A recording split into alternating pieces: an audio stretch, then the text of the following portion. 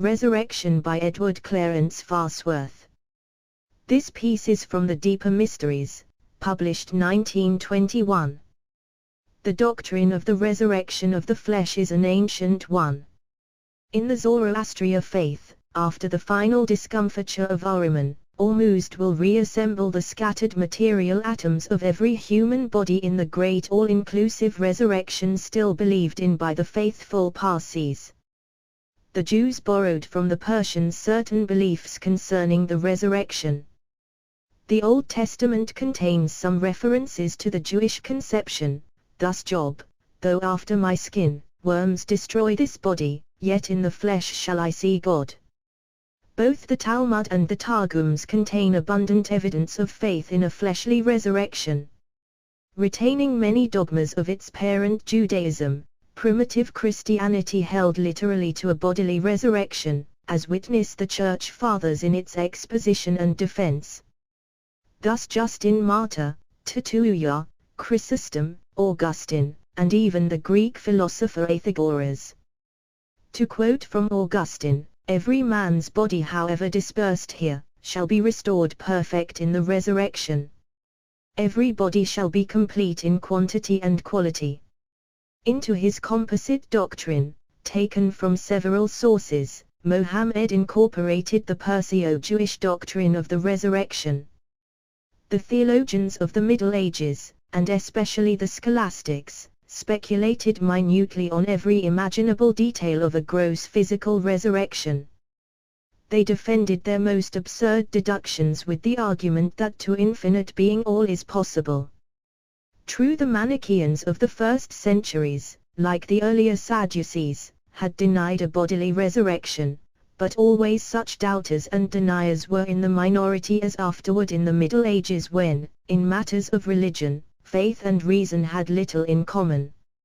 Notwithstanding the arguments of common sense, and the drastic criticism of modern science, and also the fairly definite teachings of Paul who, as an initiate of the mysteries, surely knew the inner truth, and yet who, because an initiate, could not wholly reveal that truth, the doctrine of corporeal resurrection has always been endorsed by the Papal, the Greek, and certain of the Protestant churches. Moreover, consistent theologians of these churches yet cling to this dogma as a mystery transcending human understanding. In fact, they have at no time repudiated these words of Augustine: the resurrection of the flesh was once regarded as incredible, but now we see the whole world believing that Christ's earthly body was borne into heaven. Unquestioning acceptance of the doctrine of physical resurrection, or its rejection in toto, is an extreme which, down the Christian centuries, should have been avoided for a rational intermediate view, that of the thoughtful minority who hold that in the risen body of the Lord a profound change must have taken place, because he entered freely through closed doors. Moreover, a body of ponderable physical substance, however purified, could little adapt itself to realms wholly spiritual. The permanent body described in preceding chapters, and there denominated the orange physical, has no weight determinable by physical balances, however delicately they are constructed and poised. Therefore, to move naturally on the dense and gravitative physical earth, such a body would take to itself weighable particles, the throwing off of which would result in its ascension. Not necessarily having in mind the Jewish tradition of the indestructible bone loo around which, in the fullness of time, the old flesh would gather, Paul the Initiate hides, under the symbol of a grain of wheat sowed, what we understand to be the truth concerning the resurrection. That his symbol has been interpreted to signify that every human body contains a minute but indestructible nucleus or seed of flesh or bone which in the grave awaits germination, is not strange in the absence of knowledge concerning the sevenfold constitution of man. As made known on page 122, Special Teachings, and also in the chapter The Secret of Occult Science teaches that during posthumous life, the permanent foundation atoms of the physical body exist in pralaya, seeming death, within that highest of man's bodies, the auric envelope. At the culmination of man's progress, or possibly somewhat earlier, these atoms, having been wholly purified, are to expand into a body resembling that of the risen Master of physical life. To Paul the resurrection was the supreme event in the world, and naturally the central theme of his message to the Gentiles. Certainly the resurrection was the unique event in human history and, as Saint Augustine declared, a thing once regarded as unbelievable. Tradition, it is true, had given to both Enoch and Elijah a paradise whence in the physical body they would descend to earth in the last great day, but this was mere popular belief, nothing more. In his brief epistle, Jude touches on a matter taken from an apocalyptical book, the ascension of Moses.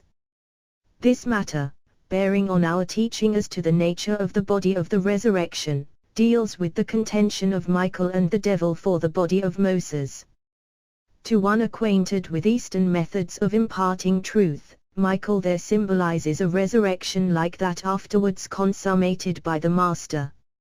On the other hand, Satur symbolizes the death of the entire physical as a heritage which, according to the ancient Eastern wisdom, was received from the first or deathless Adamic race when, having fallen from the pure orange physical into gross matter, they became the mortal second race. If, as we have argued and expounded, the orange physical is to be the universal possession of the purified human race, and if, as generally conceded, that consummation had glorious beginning in the risen body of the Master, it is but reasonable to suppose that, prior to his day, some faint likeness of that glory was attained by the great forerunners of regenerate mankind.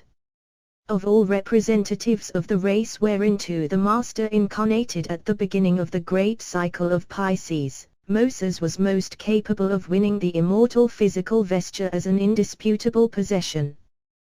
To one familiar with Eastern methods of teaching, it is evident that the dispute of those opposites Michael and Satur signifies that Moses at best had attained only to an imperfect and perishable vehicle formed from the higher division of the physical. In arguing for the Master a permanent physical vehicle, we relegate him to no remote and undiscoverable center of the astronomic universe, but locate him here in close touch with his younger brethren of the human family. Used by the gross faculties of the lower nature, but known and proven to the higher man, he awaits our growing toward his own sevenfold perfection of body, soul, and spirit, that millennial condition of mankind on the renovated globe which is symbolized as the New Jerusalem, the holy city that lieth foursquare, its comers resting in fact on earth's cardinal points, the city of equal length and breadth and height, the cube whose interpretation is the world itself.